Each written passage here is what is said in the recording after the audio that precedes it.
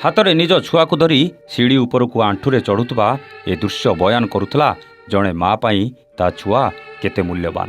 ଏ ଦୃଶ୍ୟ ଯେତିକି ହୃଦୟ ବିଦାରକ ଥିଲା ସେତିକି ହୃଦୟସ୍ପର୍ଶୀ ବି ଥିଲା। ଆଉ ଏ ଦୃଶ୍ୟ ଦେଖିଲା ପରେ ସମସ୍ତଙ୍କର ନିଜ ମା କଥା ମନେ ପଡ଼ିଯିବ, ଏଥିରେ ଟିକିଏ ବି ସନ୍ଦେହ ନଥିଲା।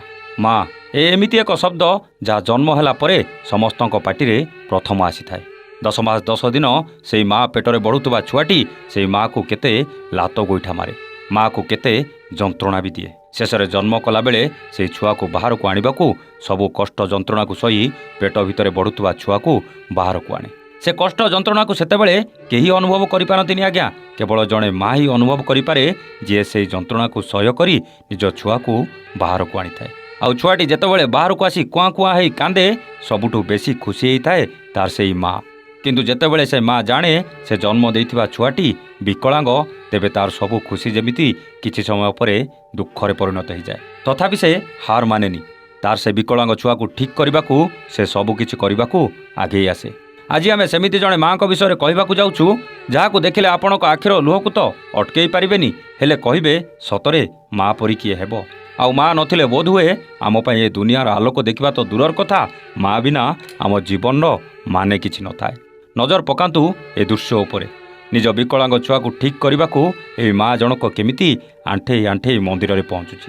ହାତରେ ନିଜ ଛୁଆକୁ ଧରି ଆଣ୍ଠୁରେ ସିଡ଼ି ଚଢ଼ି ଚଢ଼ି ମନ୍ଦିର ଉପରକୁ ଉଠିଲା ବେଳେ ସବୁ କଷ୍ଟକୁ ଅଣଦେଖା କରି ମହାପ୍ରଭୁଙ୍କୁ ଜଣାଇବାକୁ ଚାହୁଁଛି, ହେ ପ୍ରଭୁ, ମୋ ଛୁଆକୁ ଭଲ କରିଦିଅ, ତମ ବିନା ଆଉ କିଛି ରାସ୍ତା ନାହିଁ।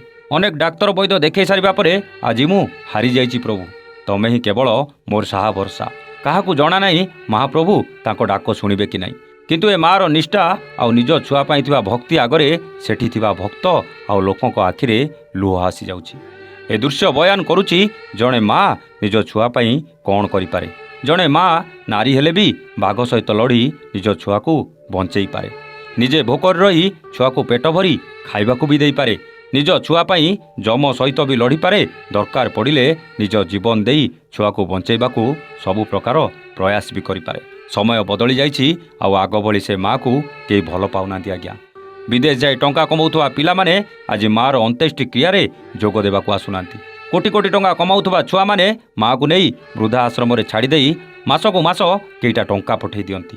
ଯେଉଁ ମା ଆମ ପାଇଁ ଏତେ କରିଛି, ଶେଷରେ ସେଇ ମାଆର ଜାଗା କ'ଣ ବୃଦ୍ଧା ଆଶ୍ରମରେ? ଯେଉଁ ମା ଆମ ପାଇଁ ରାତି ରାତି ଅନିଦ୍ରା ହେଇଛି, ସେଇ ମାଆର ସ୍ଥାନ କ'ଣ ଏକ ଅଜଣା ଜାଗାରେ? ଯେଉଁ ମା ନିଜେ ଭୋକରେ ରହି ଆମକୁ ପେଟ ଭରି ଖାଇବାକୁ ଦେଇଛି, ସେଇ ମା ପାଇଁ କ'ଣ ଆମର କିଛି କର୍ତ୍ତବ୍ୟ ନାହିଁ? ମୁଁ ଏକଥା ଜଣକୁ ପଚାରିଥିଲି। ସେ ଆମେରିକାରେ ଗୋଟେ କମ୍ପାନୀରେ ଜଣେ ବଡ଼ ଅଫିସର, ବହୁତ ଟଙ୍କା ବି ରୋଜଗାର କରନ୍ତି। 5 ବର୍ଷର ଥରେ ଭାରତ ଆସନ୍ତି ଆଉ ନିଜ ମାଆକୁ ବୃଦ୍ଧା ଆଶ୍ରମରେ ଦେଖା କରି ପୁଣି ଆମେରିକା ଚାଲିଯାଆନ୍ତି। ନା ସେ ମା ଜଣକ ତାଙ୍କ ବୋହୂକୁ ଦେଖିଛନ୍ତି, ନା ନାତି ନାତୁଣୀକୁ ଦେଖିଛନ୍ତି। ମୁଁ ସେ ମହାଶୟଙ୍କର ନାଁ ନେବିନି ଆଜ୍ଞା, ମୋର କିନ୍ତୁ ସେ ପରିଚିତ। ସେ କହିଲେ, କିଏ କହିଲା ମୁଁ ବୁଝୁନି, ବୃଦ୍ଧା ଆଶ୍ରମରେ ସେ ବହୁତ ଖୁସିରେ ଅଛି, ସେଥିପାଇଁ ମୁଁ ମାସକୁ ମାସ ଟଙ୍କା ପଠାଇ ଦେଉଛି। ସେ କ'ଣ ଯାଇ ଆମେରିକାରେ ଚଳିପାରିବ? ତାର ଏମିତି ଅଜବ ଉତ୍ତର ଶୁଣି ତା ସହ ମୋର ଟିକେ ଅଲଗା ପ୍ରକାର ଯୁକ୍ତିତର୍କ ହୋଇଥିଲା। ସେ କାହାଣୀ ମୁଁ ଅନେକ ଥର କରିବାକୁ ଭାବିଛି, କିନ୍ତୁ ଲେଖିବାକୁ ସମୟ ପାଇନି। ଏ ଉଦାହରଣ ଦେବାର ମୂଳ କାରଣ ହେଲା, ଆଜି ବିଦେଶରେ ଡଲାର ଗଣୁଥିବା ପିଲାମାନଙ୍କର ମା ପ୍ରତି କେତେ ଭଲ ପାଇବା ତା ପ୍ରମାଣ କରିଦେଉଛି। ଏ ମାଆର ନିଷ୍ଠାକୁ ଯଦି ସେଇଭଳି ପିଲାମାନେ ଥରେ ଦେଖିବେ, ସେମାନେ ଜାଣିପାରିବେ ସେମାନଙ୍କ ମା ବି ସେମାନଙ୍କ ପାଇଁ କ'ଣ କ'ଣ କରିନଥିବ। ଆମେ ଜାଣିନୁ ଏ ଦୃଶ୍ୟ କେଉଁଠିକାର। ସୋସିଆଲ ମିଡ଼ିଆରେ ଘୁରି ବୁଲୁଥିବା ଏ ଭିଡ଼ିଓକୁ ଦେଖି ଏଇ ମା ଜଣକ ପାଇଁ କେଇ ପଦ ଲେଖିବାକୁ ବହୁତ ଇଚ୍ଛା ହେଲା ଆଜ୍ଞା। ଆଉ ଲେଖୁ ଲେଖୁ ଲେଖିଦେଇଥିଲୁ। ଆପଣଙ୍କୁ କେମିତି ଲାଗିଲା ମୁଁ ତ ଜାଣିନି, କିନ୍ତୁ ଏଇ ମା ଜଣକ ପାଇଁ ପ୍ରାର୍ଥନା କରନ୍ତୁ। ତାଙ୍କ ପ୍ରାର୍ଥନା ମହାପ୍ରଭୁ ନିଶ୍ଚୟ ଶୁଣନ୍ତୁ ଆଉ ତାଙ୍କ ପିଲାଙ୍କୁ ସୁସ୍ଥ କରିଦିଅନ୍ତୁ। ଆପଣ ବି ଆପଣଙ୍କ ମାଆକୁ ଯଦି ସତରେ ଭଲ ପାଉଥିବେ, ତେବେ କମେଣ୍ଟ କରି ନିଶ୍ଚିତ ଜଣାଇବେ। ରହୁଛୁ, ନମସ୍ତେ, ଜୟ ଜଗନ୍ନାଥ।